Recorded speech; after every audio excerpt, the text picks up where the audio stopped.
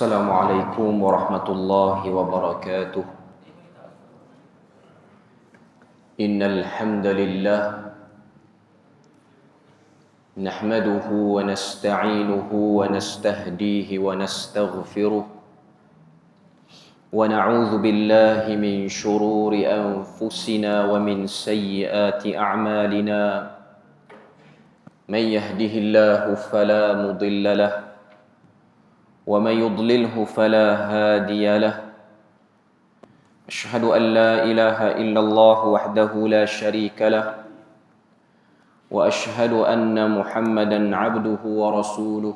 يا أيها الذين آمنوا اتقوا الله وقولوا قولا سديدا يصلح لكم أعمالكم ويغفر لكم ذنوبكم ومن يطع الله ورسوله فقد فاز فوزا عظيما.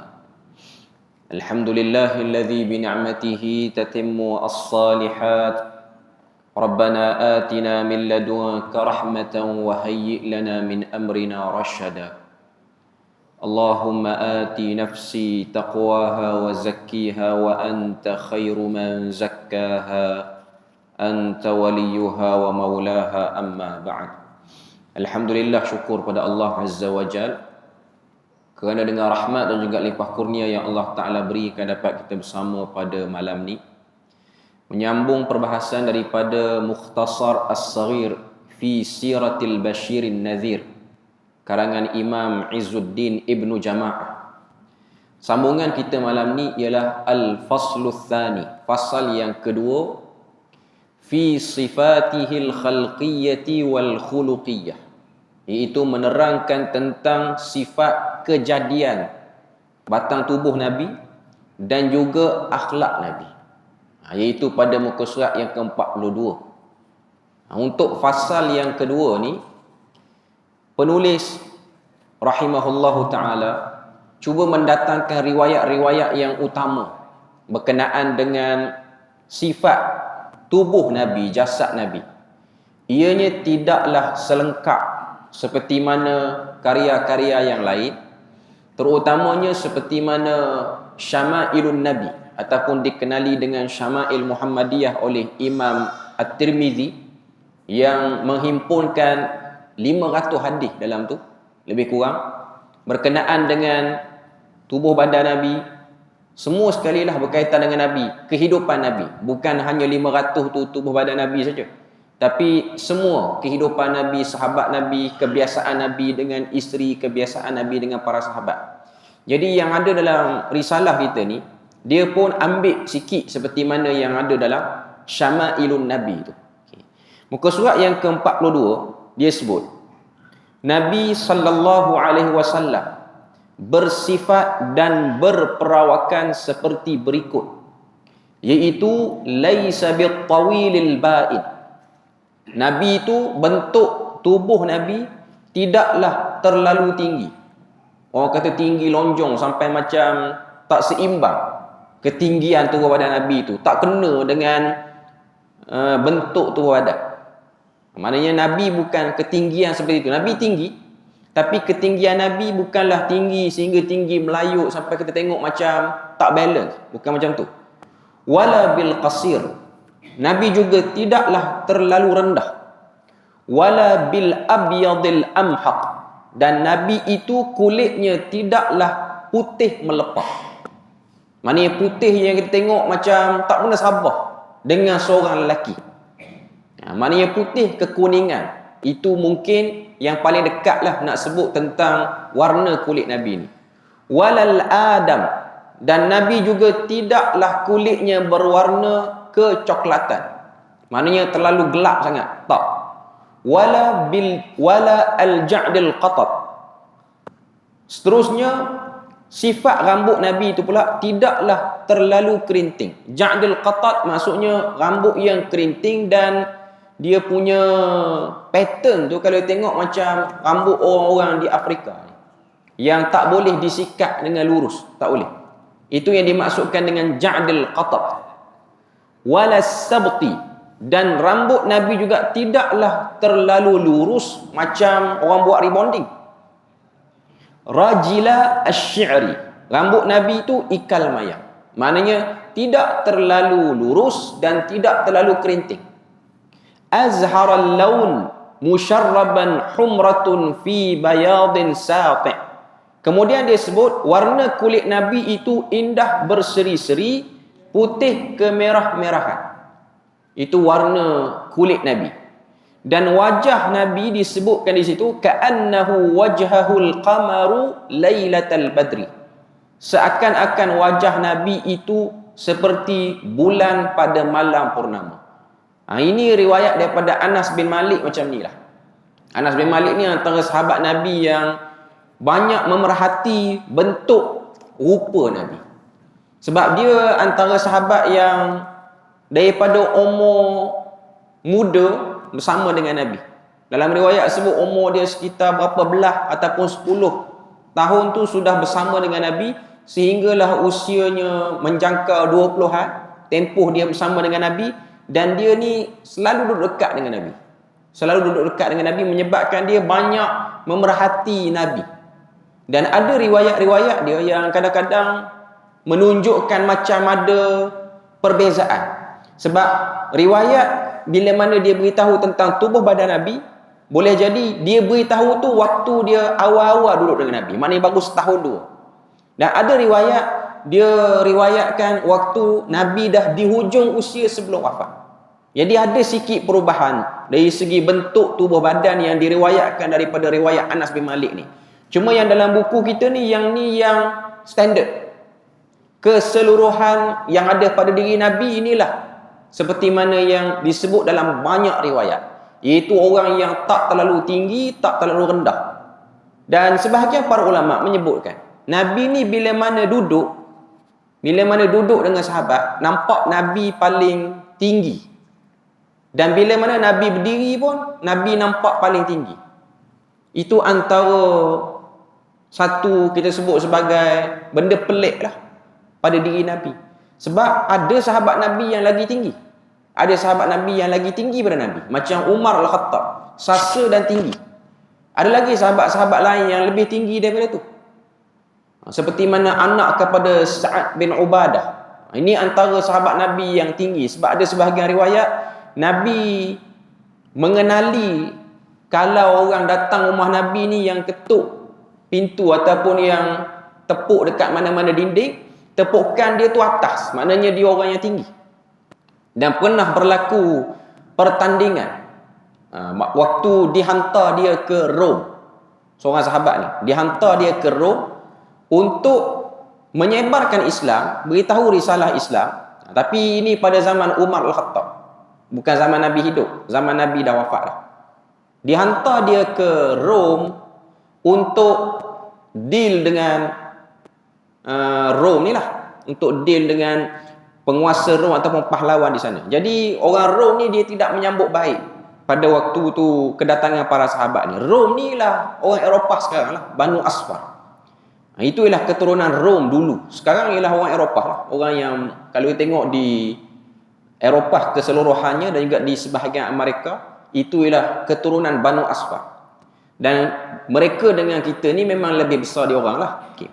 Jadi waktu dihantar sahabat ni, Rom ni dia nak buat satu pertandingan dengan sahabat.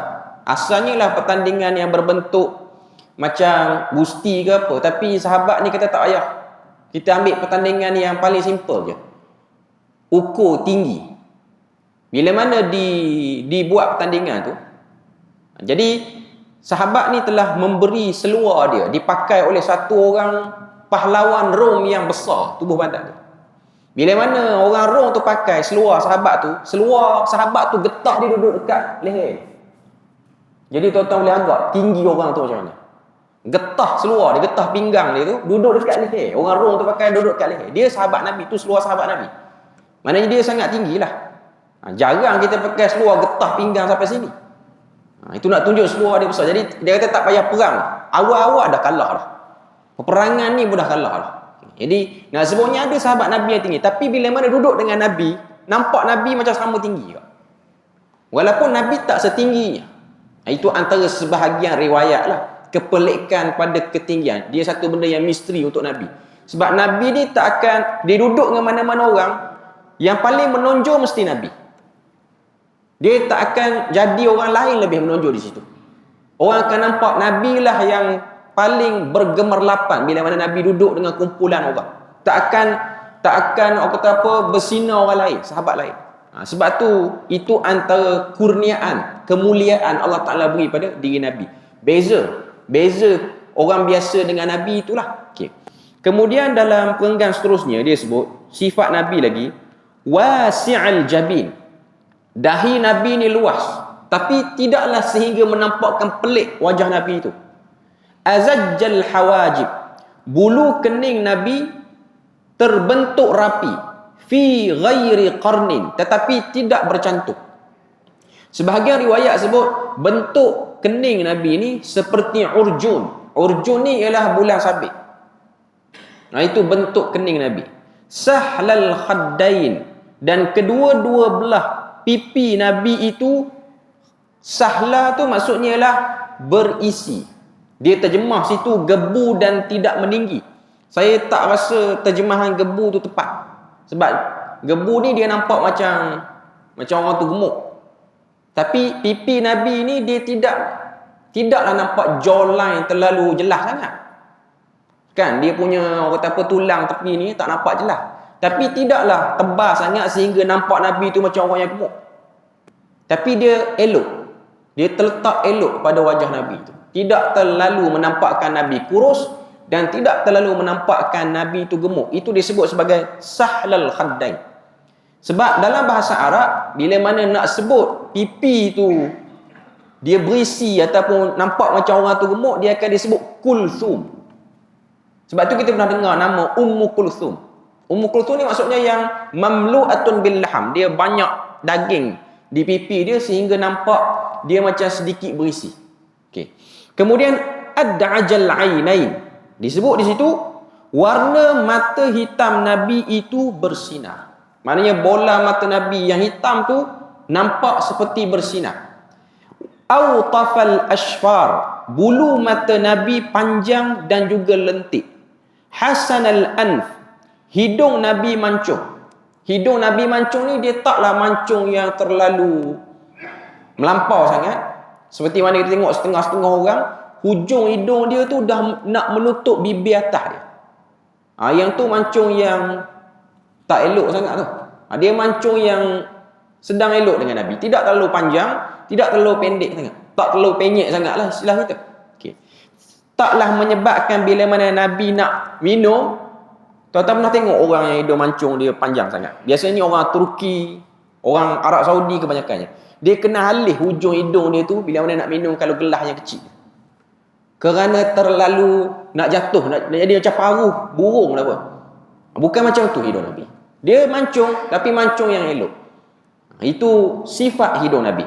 Hasanal anf, hasanal thagri. Kemudian dia sebut situ, bibir Nabi itu berbentuk elok. Dia terjemah situ, bibir yang mongel. Saya pun tak pasti ini bahasa apa, tapi yang pastinya perkataan thagri ni ianya membentuk seperti dia tebal, bibir tu dia bersifat tebal, tapi dia tidaklah orang kata apa, obvious sangat, jelas sangat sehingga orang akan sebut okey ni orang bibir tebal. Tak. Itu yang ada pada Nabi. Dia tak terlalu nipis dan tak terlalu tebal. Ashnab, dan Nabi itu sini dia tak terjemah. Ashnab ni ialah dia ada misai yang jelas nampak. Nabi ni satu orang yang ada misai. Dia berkumis tapi tidak terlalu tebal. Misai Nabi tu still menampakkan kulit yang berada di bawah misai tu. Maknanya dia taklah sampai hitam betul, tapi dia jarang. Sebab tu antara sunnah yang betul ialah menipiskan misai, bukan mencukur habis. Tapi tak salah kalau nak cukur pun, cuma nak sebutnya ialah menipiskan. Itu yang aula. Sehingga tidak tertutup misai itu pada bibir atas. Sebab yang menjadi kebiasaan orang Yahudi ialah dia punya bentuk misai dia tu sehingga tertutup bibir atas. Yang tu bukan ciri-ciri yang ditunjukkan dalam sunnah Nabi. Dan misai Nabi ni dia ngam dengan bentuk bibir. Dia bukan sampai ke tepi ni tak. Yang tu tak. Saya tak kata salah kalau kita ada bentuk misai macam tu, tak salah pun. Tapi nak sebut yang Nabi tunjukkan, Nabi tak buat macam tu. Misai Nabi nipis dan bentuk dia ngam, dia punya ending misai tu betul-betul ngam dengan hujung bibir tu. Dia tak bersambung. Ada waktu bersambung. Bersambung tu biasanya waktu fasa perang. Dia ada benda tu. Dia ada ciri tu. Tapi kebiasaan kalau mukim biasa, dia tak ada. Ciri itu tidak ada. Itu masuk asnah. Mufallajal asnan. Gigi Nabi itu putih lagi tersusun. Sebab apa gigi boleh putih? Sebab pilihan makanan pada zaman Nabi tidak banyak seperti mana zaman kita, yang mana faktor makanan juga menjadi sebab gigi manusia ni dia tak warna putih secara keseluruhannya.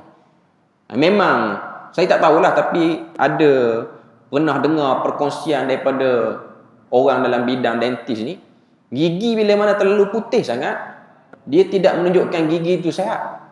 Dia kena warna dia putih biasa. Dia ada juga kuning tu sikit, tapi dia tak terlalu kuning sangat. Dan yang paling teruk ialah sampai pada hitam lah, sebab itu ialah faktor makanan. Tapi gigi Nabi putih yang dia maksudkan sini mufallaj. Sebab tu dia tak sebut gigi Nabi itu abyadul asnan, tapi mufallaj. Mufallaj ni ialah warna standard, warna gigi. Itu warna gigi Nabi. Dali'al fam. Dali'al fam maksudnya besar cantik mulut Nabi. Mulut Nabi tu tak kecil, tidaklah tak kena dengan kedudukan muka, tak kena dengan kedudukan hidung, dia sama. Nampak elok, nampak kemah. Okey. Kemudian hasanal unuq, dan leher Nabi itu jinjang. Maknanya dia tak panjang, tak pendek sangat sehingga macam tak ada leher nampak. Okay. Kemudian ka'annahu jidun dumyatin fi safa'il fiddah. Bentuk leher Nabi itu seperti patung yang diukir. Bila mana patung tu diukir, membentuk satu bentuk yang cantik.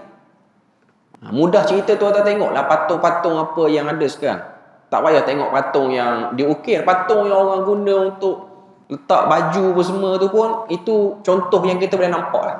Dia punya bentuk leher dia. Maknanya nampak leher dia tu ada. Dia taklah terlalu panjang sehingga nampak jarak sangat antara badan dengan kepala, dan taklah pendek sehingga nampak macam tak ada. Itu sifat leher Nabi. Muka surat yang ke-43. Kathal lihyati wasi'aha. Janggut yang tebal lagi luas.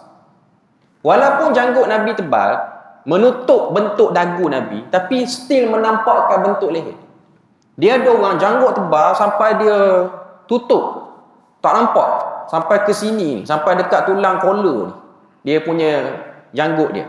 Dalam isu janggut, tuan-tuan, saya nak sebut, janggut ni memang sunnah Nabi, dan ijma' empat mazhab pada memelihara janggut bagi lelaki. Maknanya aful lihyah. Nabi sebutlah hadis aful lihyah ni maksudnya menjaga janggut. Tapi ikut kepada bangsa ataupun jenis genetik orang tu jugalah.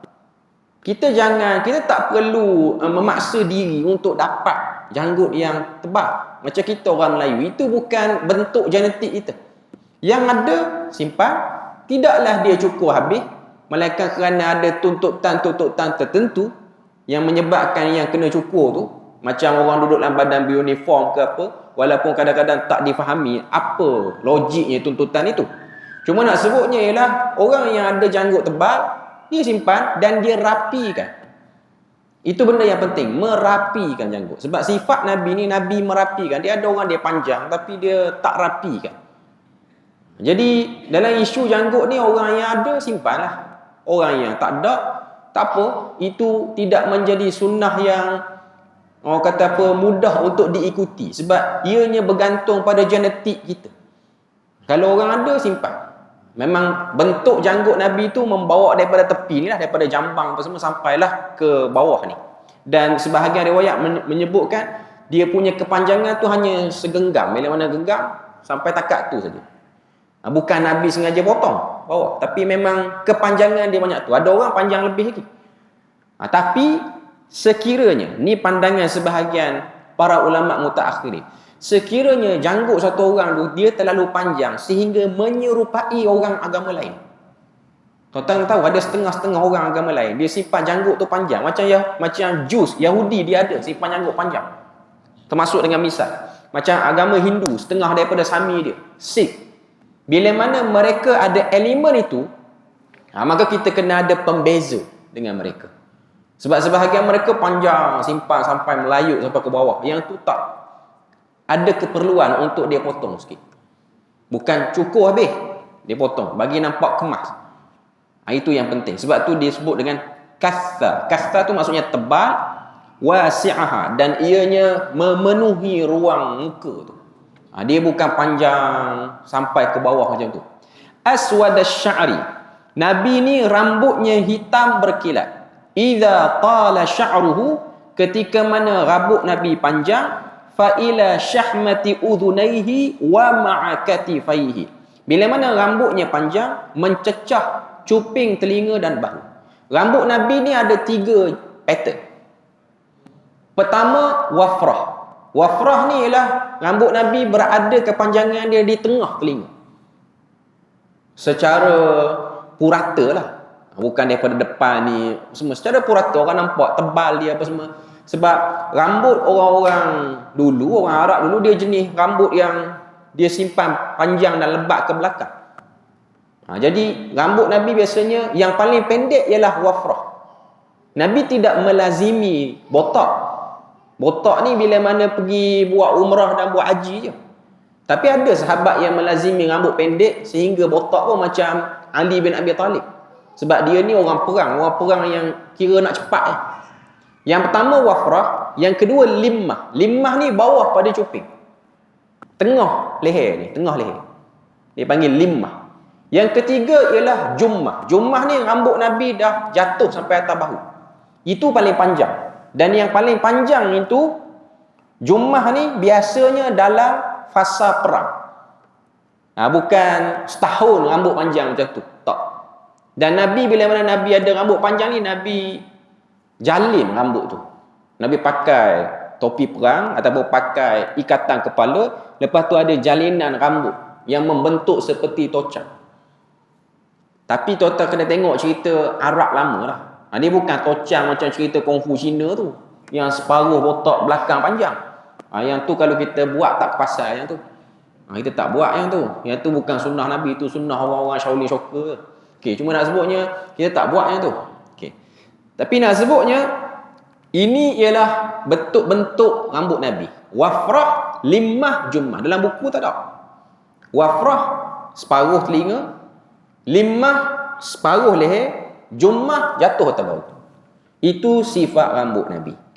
Wa idza qasura, dia kata bila mana rambut Nabi pendek, fa ila ansafi udhunaihi, maka rambut Nabi mencecah paras pertengahan kedua-dua telinganya, iaitu wafrah tu lah.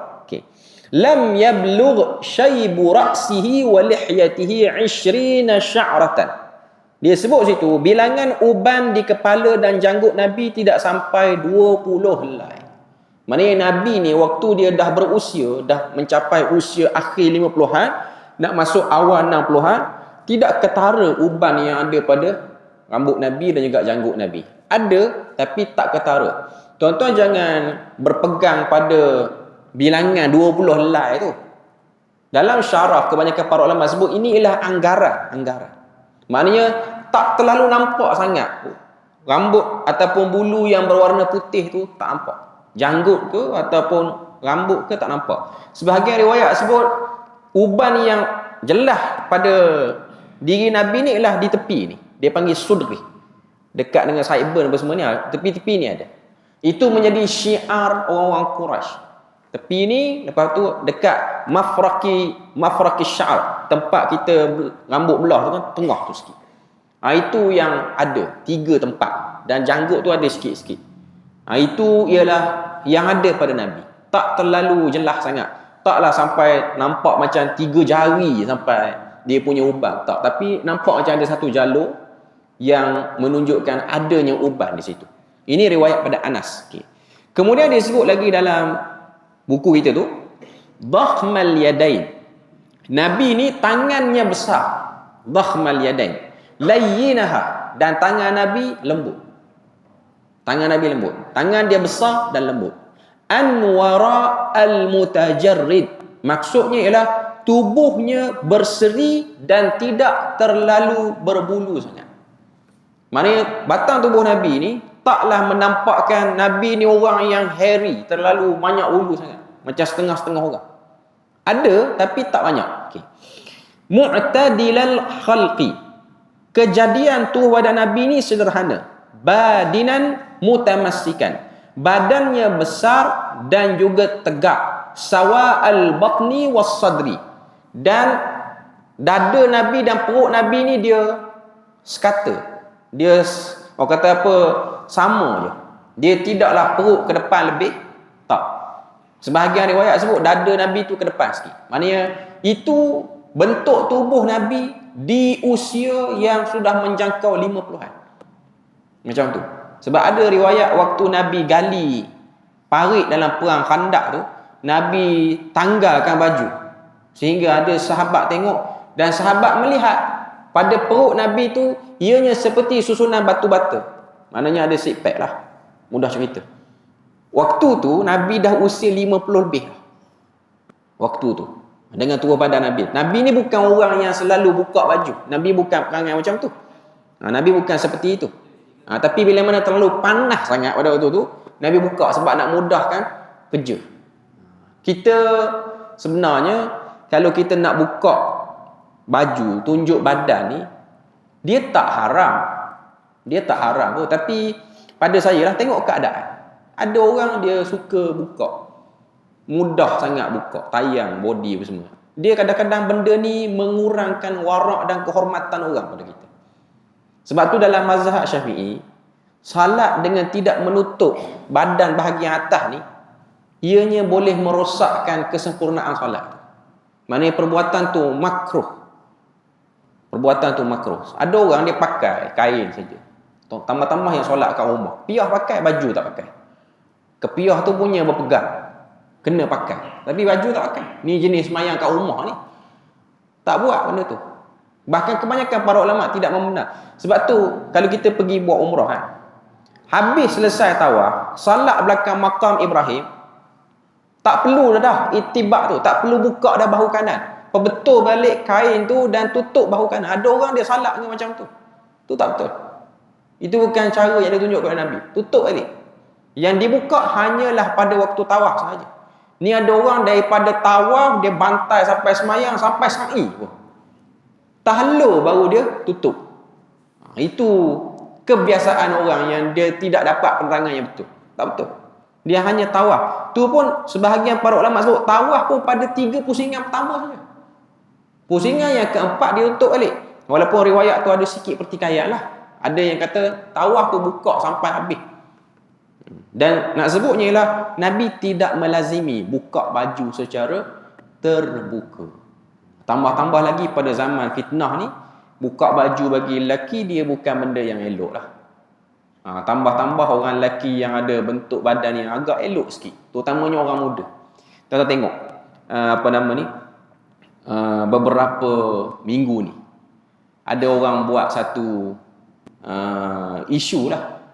Ada sekumpulan anak muda di Malaysia kita. Dia orang ni suka buat larian. Dia orang ni orang-orang yang fit lah, orang muda yang fit. Sebahagiannya ada pelakon dalam tu. Usia 20-an. Suka buat larian. Larian di ibu kota, di KL. Baru ni dia orang pergi ke luar negara pun dia orang buat benda tu. Jadi ada sebahagian netizen ni, dia petikai. Ada sebahagian daripada 2-3 orang tu, bila mana berlari je dia nak buka baju. Sehingga orang gelar ni pemuda red flag. Kau tahu red flag apa? Red flag ni tak boleh percaya lah. Playboy. Ataupun orang yang ada benda dia nak tunjuk pada benda tu. Dia macam ni tuan. Saya sebenarnya kurang setuju bila mana daripada awal lagi isu ni dah mula keluar. Iaitu bermula dengan perarakan kemerdekaan tu. Sebahagian badan beruniform ni diambil yang sadar-sadar saja. naik buat pertunjukan. Lepas pada tu adalah benda-benda. Sebab ini ialah menunjukkan bibit-bibit fitnah tu nak berlaku. Lelaki tak salah, dia ada badan yang elok. Tapi fitnah orang ada badan yang elok ni, dia tak akan pakai baju longgar. Dia nak pakai baju ketat. Sebab dia nak tunjuk badan dia. Dia dah habis berapa ratus, dah ambil gym apa semua, ambil coach, ambil dengan protein, bantai telur sehari dekat dengan sepapan, makan ayam, telan sup, jus ayam. Kau tak tahu orang yang bina mana, jus ayam. Kita jus limau pun separuh gelas pun tak boleh nak telan. Dia orang bantai jus ayam sebab nakkan badan yang elok. Bila mana dah ada, dia akan tunjuk. Sebab tu kita tengok orang yang dah ada, dia akan jadi tak berapa nak pakai baju. Kalau pakai baju pun nak nampak itu, nak nampak ini. Nak menunjukkan pada kita budaya badan seperti itu bukan daripada benda yang elok lah. Badan tu okey, tapi sifat nak tunjuk tu tak boleh. Nabi, dia tidak menjadi orang yang mudah tunjuk. Hatta bila mana kita dah berusia pun, bila mana kita buat kerja rumah pun, elakkanlah benda-benda tu. Sebab benda tu dia mengurangkan kewarakan. Tambah-tambah kalau ada orang yang ramai di rumah, hatta anak menantu apa semua, apatah lagi kalau ada ipar apa semua. Ini semua benda yang tak sepatutnya dinormalkan. Bukan saya nak kata ini ialah pandangan yang rigid, tapi tuan-tuan tengoklah. Ini ialah benda-benda yang kata apa, dia nak normalisasi benda-benda yang ke arah unsur lucah tu. Dia nak pergi ke arah tu. Benda-benda yang bersifat syahwat, keinginan syahwat. Pada zaman Nabi benda tu tak ketara. Tak ketara. Zaman kita ni benda ni ketara.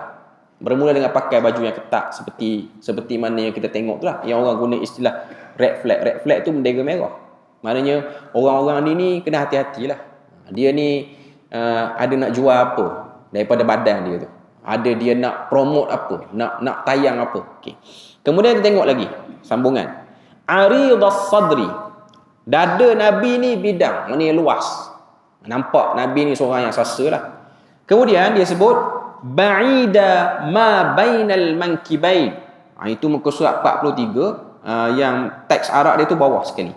Terjemahan dia muka surat 44. Antara dua bahu Nabi ni luas. Maknanya bentuk bahu Nabi ni besar, dia tak kecil. Bentuk dia tu nampak dia luas dan dia agak lebar. Kemudian disebut asy'ara adh-dhira'aini wal mankibaini wa a'ali as-sadr.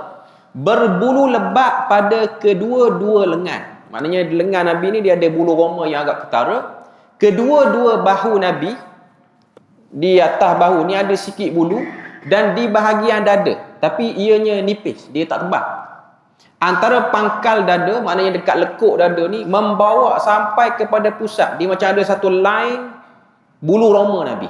Bulu halus yang memanjang seperti garisan. Kemudian dia sebut situ, mausulun ma bainal labbati wasurrati bi sya'rin yajri kal khat ariyastadiyain wal batni siwa dhalik. Tiada bulu di kawasan dada Nabi. Kawasan dada tak jelas sangat. Dan perut selain yang disebut. Sebab apa boleh ada hadis ni? Sebab tuan-tuan kena tahu, pakaian zaman Nabi, pakaian harian Nabi ni, macam mana kita tengok orang pergi buat umrah tu, pakai kain selai bawah, atas selai. Itulah pakaian harian orang dulu. Tapi warna lain-lain lah. Taklah pakai putih semua. Itu yang disebut sebagai izar dan juga rida. Sebab zaman dulu ni tak ada baju-baju yang proper, yang berjahit, yang boleh masuk lengan macam kita sekarang ni. Tidak banyak macam zaman sekarang. Ada, tapi dia sangat-sangat terhad. Jadi pakaian harian yang selesa ialah pakaian yang macam tu. Selai kain di bawah, lepas tu selai kain di atas, yang tidak berjahit. Itu pakaian harian. Jadi nak tutup apa-apa hanya pakai letak macam tu, dan kadang-kadang terjatuh, kadang-kadang terdedah sikit. Itu ialah suasana zaman pada waktu tu. Okay. Kemudian disebut lagi, manusia yang paling cantik, ajmalan nasi wa abhahum min ba'id. Manusia yang paling cantik dan nampak kehebatan daripada jauh lagi bila mana berjalan. Itu yang ada pada diri Nabi. Orang yang paling baik, wa ahsanuhum wa ahlahum min qarib. Dan orang yang paling manis serta menarik daripada dekat, selain daripada hulwal mantiq. perkataan Nabi ni soft spoken. Nabi ni orang yang bercakap lembut. Nabi bukan orang yang terlalu keras, bukan orang yang terlalu kata apa, orang dengar orang rasa menyampah apa yang dia bercakap. Cara dia nak masuk cakap dengan orang tu orang rasa macam dia ni tak reti masuk dengan orang, bukan macam tu. Cuma nak sebutnya ialah Nabi ni dia duduk di mana-mana, aura ni bukan aura yang mengarut. Cuma nak sebutnya ialah wibawa dia tu paling jelas. Mana kalau duduk ramai-ramai macam kita ni, nampak orang tu sangat menonjol kehebatan dia, rupa paras dia, percakapan dia, tindak tanduk dia. Maknanya menyebabkan mata-mata ni perasan. Dia ni sangat obvious, sangat jelas. Okey. Kemudian muka surat 44 tu, yaqulu wasifuhu. Kata-kata bagi menggambarkan baginda. Lam ara qablahu wala ba'dahu mithlahu baina katifaihi khatamun nubuwah. Tidak pernah saya melihat, ni kata Anas bin Malik sebenarnya. Tidak pernah saya melihat seseorang yang seumpama dengannya. Tak pernah sesempurna ini. Ma baina katifaihi khatamun nubuwah. Di antara kedua-dua bahu Nabi, maknanya di belakang ni, dekat leher Nabi ni, ada ketulan yang merupakan tanda kenabian, ketulan daging. Itu ialah tanda kenabian yang duduk tengah ni. Ada sebahagian riwayat kata bentuknya macam telur burung puyuh. Daging itu agak timbul dan di kelilingnya itu ada bulu-bulu roma yang halus. Itu khatam nubuah. Tak ada apa-apa tulisan pun atas tu. Sebab saya kena sebut benda ni, ada orang dia percaya adanya lakaran khatam nubuah yang bentuk segitiga tu. Letak dekat rumah, tujuan pendinding apa semua. Yang tu bukan khatam nubuah yang ada atas tubuh badan Nabi. Itu datang daripada benda lain ataupun datang daripada riwayat lain. Ada orang nisbah kata riwayat tu Imam Tirmizi. Bukan Imam Tirmizi anak murid Bukhari. Yang meriwayatkan hadis bentuk khatam nubuah yang segitiga tu, yang orang duk buat frame semua tu, dia ada bentuk segitiga, lepas tu ada khat di luar dan khat di dalam. Yang itu ditulis oleh satu orang yang bernama Hakim Tirmizi dalam kitab dia Nawadirul Usul. Ni bukan Imam Tirmizi yang tulis Jami' Tirmizi tu ataupun Sunan Tirmizi tu, bukan. Tirmizi lain. Yang ni himpunan hadis-hadis palsu dalam buku dia. Jadi kena hati-hatilah. Ada orang dia frame kan, dia letak sebagai hiasan ruang tamu dan percaya ada fadilah. Kalau kita letak saja pun dalam keadaan tak percaya fadilat pun, dia tak berapa elok. Sebab riwayat tentang khatam nubuwah ni ianya lebih kepada tangkal ataupun azimat. Benda tu ditentang dalam agama. Nabi tak beri ruang benda tu dalam agama. Jadi khatam nubuwah yang itu tak betul. Kemudian apa lagi yang dia sebut? Dia kata waqila ala ba'di katifil aisar mithlu baydatil hamamat wa launuhu launu jasadih alaihi khayalan. Dia kata di antara kedua-dua bahu ada tanda kenabian. Dikatakan pada setengah riwayat pada sebahagian bahunya yang kiri terdapat warna seperti bentuk telur burung merpati dan warnanya mengikut warna kulit dan terdapat bulu. Itu sifat khatam nubuwah yang ada pada tubuh badan Nabi. Muka surat 44 lagi, wa kana sallallahu alaihi wasallam ala khuluqin azim. Nabi tetap kukuh dengan kepribadian dan akhlak baginda yang agung. Kama wasafahu rabbuhu, seperti mana yang Allah Taala telah sifatkan. Wa qalat Aisyah, berkata Aisyah radhiyallahu anha, kana khuluquhul Quran. Akhlak Nabi ini seperti Al-Quran. Yarda liridahu wa yaghdabu liridahu. Nabi redha satu benda bila mana benda tu diredai oleh Allah Ta'ala, dan Nabi murka dengan satu benda bila mana benda tu dimurkai oleh Allah Ta'ala. Nabi bukan marah atas kapasiti peribadi dan Nabi suka pun atas kapasiti peribadi. Tak, itu bukan sifat Nabi. Muka surat 45, bahagian terakhir untuk fasal yang kedua ni, wa jama'allahu lahu kamalal akhlaqi wa mahasinasy syiyami. Allah Ta'ala telah menghimpunkan kesempurnaan akhlak dan keindahan pekerti kepada baginda. Wa atahu Allahu ilmal awwalin wal akhirin.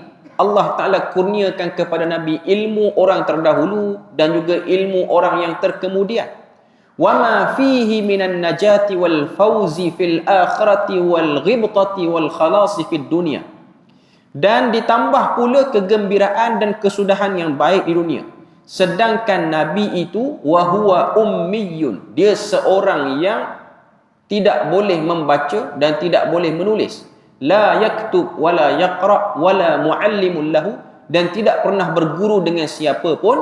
Wakhtarahu ala jami'il alamin, dan telah dipilih dia di atas sekalian makhluk atas muka bumi ini, sallallahu alaihi wa ala alihi wa sahbihi ajma'in. Allah Ta'ala berselawat dan memberi kemuliaan kepada Nabi.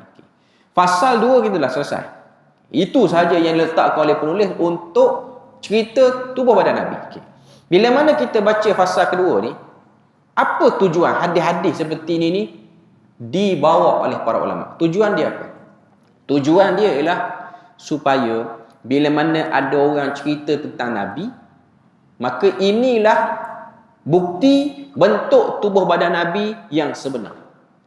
Contoh, ada orang dia mengaku dia pernah jumpa Nabi, sama ada dalam mimpi ke ataupun sama ada secara yaqazah, walaupun kita tahu yaqazah tu bukanlah benda yang dipersetujui oleh kebanyakan para ulama mensabitkan benda tu. Kalau dia kata Nabi dengan perwatakan, dengan wajah seperti ini, maka kita boleh berhati-hati terus.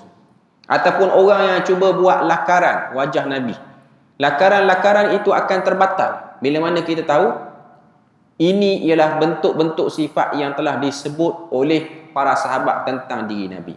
Dalam masa yang lain juga, bila mana kita baca bab ni, bukanlah tujuannya untuk kita menilik kita ni ada part mana yang sama dengan Nabi. Sebenarnya tak perlu pun benda tu. Sebab ada sebahagian penceramah, dia cuba cari, dia kata kecantikan yang ada pada tubuh badan Nabi ni, dia tersebar mengikut genetik setiap bangsa. Dia kata orang Melayu ambil yang bahagian rambut sikit, orang Arab ambil bahagian muka sikit, yang ni ambil bahagian kulit sikit, yang ni ambil bahagian tinggi. Yang tu tak ada orang. Yang tu hanya sangka-sangkaan semata-mata. Genetik setiap bangsa berbeza. Dan keabsahan satu orang tu dia mengikuti Nabi ialah pada dia mengikuti ajaran Nabi, bukan dia mengikuti rupa parah Nabi. Kalau tuan-tuan ambil pelan muka Nabi ni, buat pergi ke Korea buat pembedahan plastik, exactly samalah macam apa yang ada, tak akan mengesahkan tuan-tuan dan puan-puan mengikuti Nabi secara betul pun. Kalau kita nak modify muka kita sama, pertama modify tak boleh. Jadi nak sebutnya ialah bahawasanya ini ialah sekadar pengetahuan untuk menambahkan rasa mengagumi Nabi dan membezakan Nabi antara manusia biasa dengan diri Nabi itu sendiri. Ini antara sebab hadis-hadis ni diletakkan oleh para ulama untuk menunjukkan kepada kita perlunya kita kenal Nabi. Dan sudah menjadi satu benda yang biasa.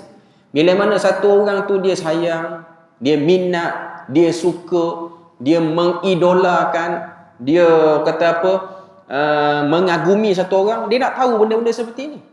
Dia nak tahu, orang kata apa, sifat, kebiasaan. Sebab benda-benda ni menumbuhkan rasa keakraban kita dengan Nabi. Tapi yang bentuk tubuh badan ni macam kita sebut tadi lah, bukan menjadi satu sebab untuk kita ubah kejadian kita untuk jadi sama. Tak perlu pun.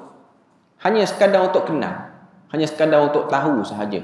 Sebab yang penting yang kita boleh ikut daripada diri Nabi tu ialah akhlak Nabi, perilaku Nabi. Sebab berapa ramai orang yang elok kejadian rupa parasnya, tapi buruk akhlaknya, tak memberi apa-apa kebaikan kepada orang tu. Tapi orang yang biasa-biasa je muka dia, sebab manusia ni kita tak boleh kata muka buruk, walaupun ada orang dia mudah kata, sebab Tuhan dah kata ahsani taqwim.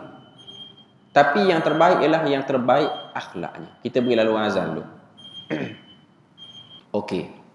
Kesimpulan akhir yang kita boleh ambil daripada fasal yang kedua ni ialah segala apa yang diceritakan pada tubuh badan Nabi ni tidak lain tidak bukan ialah untuk membina semangat beragama saja. Maknanya satu orang yang Allah Ta'ala beri pada dia kesempurnaan tubuh badan, Tuhan beri pada dia muka elok, rupa paras yang elok tu semua, Tak sepatutnya dia jadikan rupa paras yang elok tu, badan yang elok tu ialah ruang-ruang untuk dia rebah dengan syahwat dia. Ini benda penting yang kita kena tahu. Sebab orang yang secantik rupa paras seperti Nabi ni ialah orang yang telah menjadikan diri dia tu menyempurnakan kesempurnaan agama. Sebab tu kalau tengok tubuh badan Nabi, ada orang dia baca semua benda ni, dia ada rasa normal. Sebab saya pun jumpa orang seperti itu. Itu orang bila mana dia baca, terutama yang muda, dia nak ada badan yang elok apa semua. Mungkin dia mengambil bukti-bukti daripada hadis-hadis ni. Sebab Nabi pun badan yang agak sasa, tak salah pun. Tak salah pun satu orang tu dia nak tukar diet dia, makan makanan, tak salah. Tapi jadikanlah badan yang cantik yang terhasil itu menyempurnakan kesempurnaan agama. Itu yang penting. Sebab ada orang dengan badan yang cantik itu diguna untuk naik bukit. Naik bukit ni bukan kerja utama pun. Ada orang dia jadikan untuk dia test orang perempuan tu, test orang ni. Zaman sekarang ni test laki perempuan, bukan perempuan saja pun. Kadang-kadang yang badan cantik ni test laki lagi ramai daripada test perempuan. Sebab zaman kita ni dah songsang habis dah pun orang pun. Cuma nak sebutnya ialah badan yang cantik, wajah yang elok itu ialah bahagian daripada nikmat Tuhan untuk digunakan dalam mendekatkan diri kepada Allah Azza wa Jalla. Itu yang mustahab. Sebab tu kita hari ni dia macam sebahagian orang ni, saya nak sebut sikit. Dia ikut trend. Orang join program kesihatan, kita join program kesihatan. Kita diet apa semua, nak turun berat badan. Okey. Boleh, benda tu tak salah. Tapi jadikanlah pilihan kita nak jadi sihat apa semua ialah untuk menyempurnakan agama. Bukan untuk menyempurnakan kelengkapan hidup. Sebab ada orang, saya pergi tanam jambang Ustaz, nak bagi nampak lebih maskulin. Sebab apa? Sebab nak membina keyakinan diri dan nak melengkapkan hidup saya. Melengkapkan hidup bukan melengkapkan agama. Lepas pada dia ada, apa daripada agama yang lengkap? Tak lengkap pun. Dia pun kita tak nampak sangat ke masjid. Dia pun tak nampak sangat dalam bab-bab program keagamaan. Dengan badan yang sehat, dengan badan yang cantik apa semua. Adakah dia daripada orang yang gagah untuk berada pada saf tamak, seperti mana dia gagah nak angkat besi-besi yang berat apa semua tu? Jadi ini benda dan perkara yang kita kena sedar. Tidak salah untuk memilih mencantikkan rupa parah, tak salah. Tapi jadikanlah ia daripada benda yang menyempurnakan agama, bukan melengkapkan diri kita. Sebab melengkapkan diri itu ialah nama lain bagi mengikuti syahwat diri sebenarnya. Tak lebih daripada itu saja. Jadi alhamdulillah selesai kita fasal yang kedua. InsyaAllah kali yang akan datang kita akan masuk fasal yang ketiga. Tanda-tanda kenabian pada muka surat yang ke-48. Setakat itu saja. Subhanakallahumma wa bihamdik asyhadu an la ilaha illa anta wa astaghfiruka wa atubu ilaik. Wassalamualaikum warahmatullahi wabarakatuh.